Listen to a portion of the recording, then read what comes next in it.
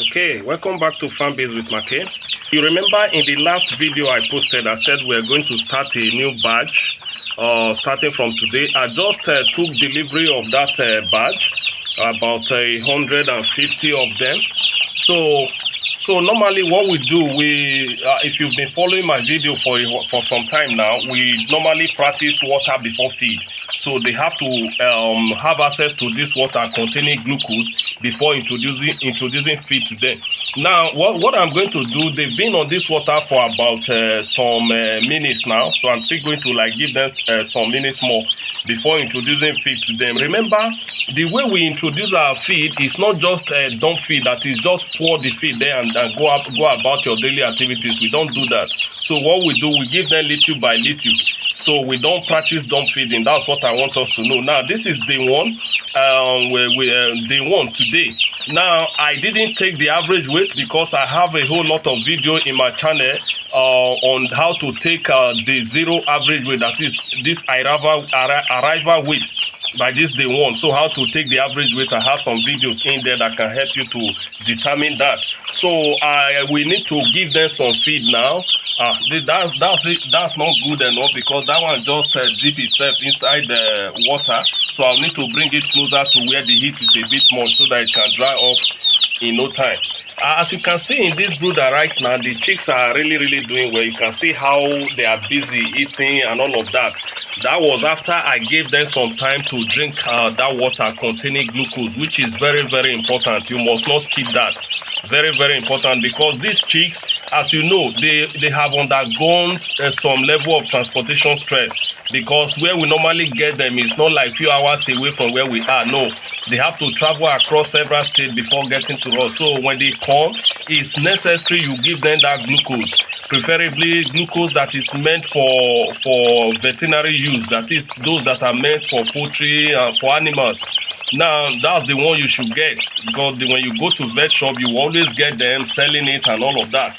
Now, there is something you need to do, because I didn't put this manual bed drinker directly on the wood shave. No, because if I do that, they may likely spray this wood shave on that manual drinker. So I had to use this 2x2 wood to lift it up a bit. In that way, they can't even jump inside, because if I put it directly on the floor, they are going to jump inside the water there, thereby messing up the whole thing. So this 2x2 wood has in a way helped me to lift the drinkers a bit up, while their beak is still getting to the water to be drinking from it. That is very important in order to keep your brooder dry. Very important. So now, another thing we are going to be doing later after some hours that we've introduced them into this brooder is crop field. That is, we have to pick most of them, check their crop if it is fit, because it's not up to 30 minutes that I gave them this feed that they started eating. So we still need to give them time before coming to check their crop feed. This is very important. Now, another thing, one might be wondering, you have nipple automatic nipple drinkers here, why still putting manual drinkers here? Now, the numbers that I have here, this about 6, is it might be okay to really cater for this one, about 100 and something beds, but I don't want to take any chance. So that's why you see me introduce this. I also have automatic bed drinkers. Okay, why didn't I bring that by day one? I normally introduce that as from day 2. That's when I introduce that, because if I bring that one in, they are going to be jumping inside the bed, messing up with the water and all of that. So from experience, I discovered that they actually drink comfortably from that bed drinker starting from day 2. So before today ends now, or by that early hour of day 2, we are going to introduce that manual automatic bed drinker, so that they will have more than enough drinkers to be drinking from in this brooder. This is very important. Now, the advantage of this wood shave, which I stated in my last video, is this. You can see, even if they peck on the wood shave, they can't ingest it. They can't ingest swallow it. That's one thing you need to take note of. Now, there are some people, in a way to reduce the level of smell in this brooder, they may introduce charcoal to this wood shape, but I don't do that if I observe that the ammonia level in this brooder is getting much, or I'm even perceiving some level of ammonia. I replace the wood shape, put in another one. So that's what I do. So instead of adding charcoal to absorb the odor and all of that, so I just replace the wood shape. That's what I do. Now, after using this wood shape for some days, maybe by the time we want to replace it, we may likely replace it with sawdust. Remember, if it were to be sawdust we were using, we'll cover everywhere with carton or newspaper. By day 4, day 5, we'll remove everything totally and leave them on that sawdust. So hopefully by that same day 5, day 6, maybe day 7 months, we are going to remove this wood shape that you are seeing right now and then replace everything with sawdust if need be. But if the wood shape that I have is enough for me to replace the one I have in here, so I will replace it with wood shavings. So this is where we are today. They are really drinking this water right now. Very important. Now there is something I want to point out that a friend of mine did, which is not supposed to be while brooding your day-old chicks. Now the floor that you are seeing here is a concrete floor. It's very important to do that. So you don't have to just put this wood shape or bedding materials on ordinary floor. No, without cementing the floor. Don't do that in order to avoid the spread of diseases. Now one would have thought, okay, instead of doing all this, why not put nylon before putting this? No. Or why not put nylon on top of the sawdust or on top of the floor? No. Nylon will not absorb the poo, that is the waste that these chicks excrete. Nylon cannot absorb it, but anything paper, wood can absorb that easily. So that is why you see us making use of either wood shape, sawdust, rice husk, or rice bran. So you always make use of something that is absorbent, in other words, that can easily absorb the poo, because when you observe their poo contains some level of water and some stuff. So we need something that can easily absorb that. So don't use any nylon on the floor here. No, don't do that.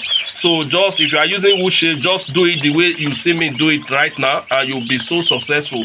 Now, like I said, I'm going to be giving you daily updates. I couldn't take the average weight at arrival today because the weather is so cold. My aim is to quickly introduce them to the brooder as quickly as possible. But thanks to the transporter and the supplier of my day-old chicks, I didn't have any mortality due to transportation. The number I bought is the number that got to me successfully. So I am so grateful to God for that. Now I hope to keep it that way. Maybe by disposal, even if we don't lose anyone, I'll be so happy. So even if we might lose some, it should be minimal. So in other words, the mortality rate should be very low. Now from the way I'm seeing these birds right now, you can see how active they all are, busy drinking, busy eating, and all of that. It's not that some are also weak and all of that. Another thing I also want to let you know, because every batch of birds, like I always say, brings its own experience. You have to learn from that experience. Now, if for instance you discover that by the time you introduce your birds, they are feeling so weak, even giving them after glucose, water containing glucose and all of that, they are still somehow feeling weak and all of that. Or maybe by the time you open the carton, you see that you've had some good number of mortalities, which is very bad. So in that case, because this day one, I'm to administer glucose for some hours and then give them plain water till we get to day 2 before administering multivitamins and antibiotics. If that is the situation you find yourself, that is, you find some of them dead, that is, the mortality is already high, then they are looking so weak and all of that, commence your multivitamins and antibiotic medication immediately.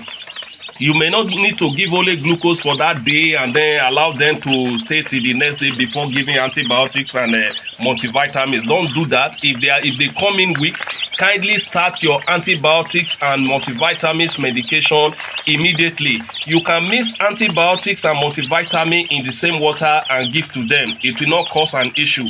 They will still take it, because according to the medication chart I'm using, I'm to administer multivitamins and antibiotics by day 2 to day 5. That's what we are supposed to administer. So back to that, my very good friend. So he said a vet doctor advised him to give glucose for I think about 1 week. give glucose to day-old chicks for 1 week. I was wondering, are you sure that guy is a vet doctor that actually advised you to do this? Because I'm not a vet doctor. So what I did, I had to ask him, okay, if it's actually the vet doctor that advised you to do it that way, no problem. Go ahead and follow what your vet doctor told you. But for me, I advise you start your multivitamins and antibiotics medication starting from day 2, because I know glucose is just to give them strength, to ease them of that transportation stress. So you give it to them for a few hours, not for 7 days. But all the same, I gave my advice. I wouldn't know if he actually adhered to that, but at the end he said he lost so many chicks to mortality. Well, I've given my advice, that is all. So if he takes it, fine. If he doesn't take it, it's still okay. The temperature for these few days is very, very important. That is the temperature of the brooder. Very, very important. You don't have to joke with it, especially the season we are now, because it's been raining since morning. Raining everywhere, is cold. So the temperature inside this brooder right now is already showing 32.6, which is about the level the temperature is supposed to be by this day 1. It's very, very important you control the temperature.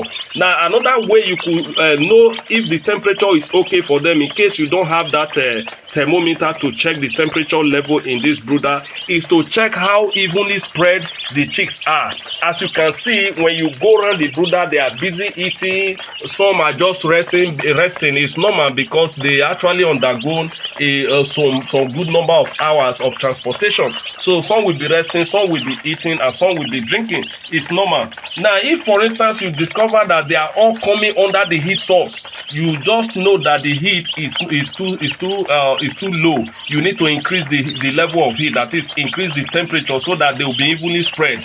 That is one way you can tell that the temperature is not okay. Now, by the time you increase the temperature and they are evenly spread, you know, okay, the temperature is good. But if on the other hand you observe that they are moving away from the heat source, maybe you see most of them moving closer to the wall over there and moving away from the heat source, you discover that, okay, the temperature level is too high. At that point, you need to take immediate action to reduce the temperature. If you are using the gas brooder just like this particular one, you adjust the knob. There is a knob there that you can adjust the flow of the LPG gas to the burner, so you can reduce it there, you can as well increase it there. This is very important, because you don't just have to introduce them to the brooder and go about your daily activities. No, for this first day 1, day 2, day 3, for the first 1 week to be precise, you need to give them a very close attention. Monitor them, if possible, every 2 hours you come around, check how they are doing. Now, that is also an opportunity to remove poo from this tray that you are seeing, because I love using this tray, because one would have thought, okay, doesn't it lead to feed wastage? No. To me, it doesn't, because of the method of feeding that I employ. That is, I give a little, in about 2 to 3 hours, I come around, check it. If the level has reduced, I add a little to it after removing some poo and all of that. That is how I give my feed to my chicks. In this way, they will be busy eating, because there is something you need to observe about these chicks. Each time you introduce feed to this tray feeder, they will rush down and have a taste of that feed. It's normal. I've been experiencing this for some time now. So if that's the case, what if I keep every 2 hours, I keep dropping little by little? That means they will keep eating. What does that mean to me? Maximum weight. Very, very important. So that is the method you should employ if you have to achieve maximum weight by disposal. We don't raise our best till 6 weeks, 7, 8 weeks. No, by week 5, we are already sure of our 2.8, 2.9, at times 3.2 kg. So why still keeping the chicks? So we dispose them and then make the profit we have to make and then move on. That is actually where the profit is maximum.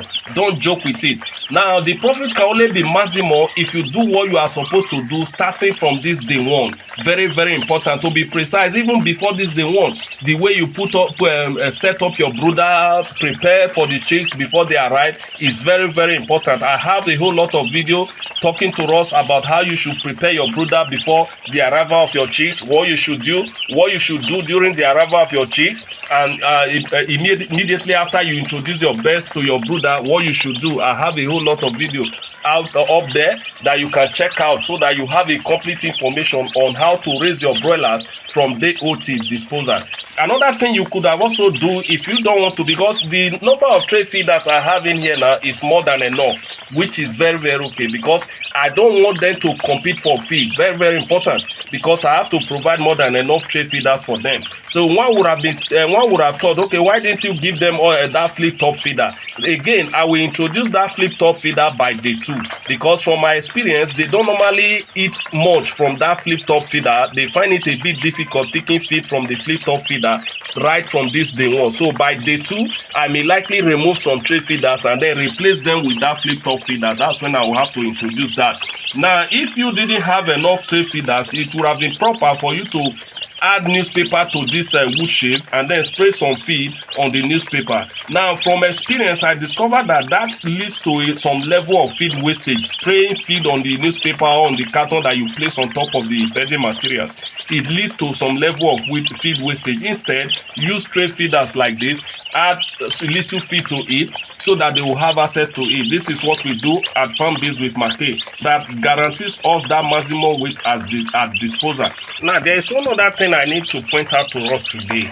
You see, the medication you give to your birds, especially when they are still very, very young, it shouldn't be something you miss in there, leave it there for them 24 hours, 48 hours. No, don't do that. Need something that you know they can finish within maybe 6 hours or so. It's always good they finish it, you miss another one, they finish it, you miss another one. That is very, very okay, because if you see some medication, they will tell you the medicated water or whatever medication should be used up within 24 hours. They will always state it there. So don't allow your medication to exceed that time specified on the medication leaflet. Very, very important. Like me, what I gave them now, this number of chicks is about 6 liters of water. I don't think it's up to 6 liters. So I know in about 6 hours they must have exhausted that water. Then I will have to miss another one for them again. This is something you need to practice. Very, very important. Thank you so very much. If you've been following my video, all we've been doing on this channel for some time now, thank you so very much. I appreciate. And again, follow us in this batch of birds that we are raising. I'll be updating you from day 1 till disposal. If you've been finding any of my video helpful, kindly do well to hit the subscribe button, turn on the notification icon, like, comment and share, as this will help us to grow our channel and reach a larger audience. And again, if you have any question, put it in the comment in there. I will be so happy to respond to your question, no matter how the question looks, no matter how the question seems, because I know we are all learning. Definitely we are going to grow and succeed together. Thank you so very much.